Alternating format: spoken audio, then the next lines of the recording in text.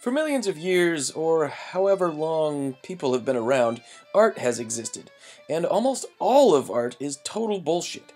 And by almost all, of course I mean all. Take this art, for example.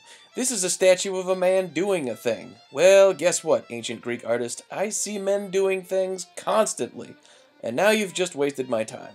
But people from the olden times, Roman and such, wouldn't stop it with the art. They were incorrigible.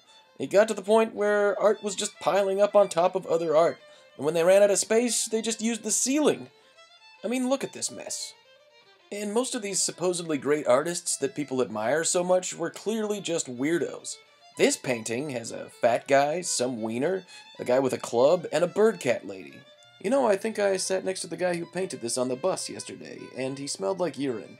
But it gets worse because for like 1,000 years, pretty much everything that everybody painted had to be about Jesus.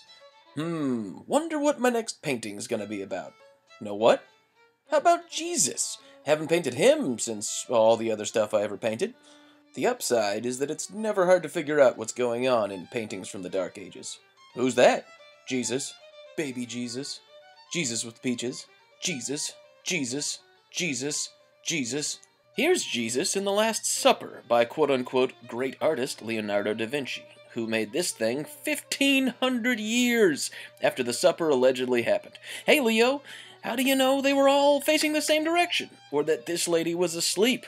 Oh, you didn't? You know what that makes you, right? A liar.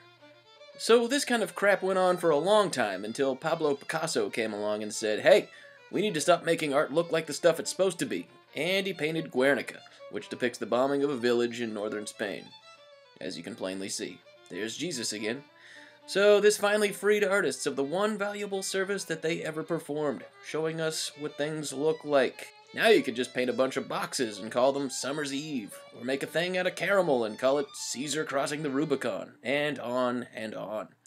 This is a portrait of George Washington.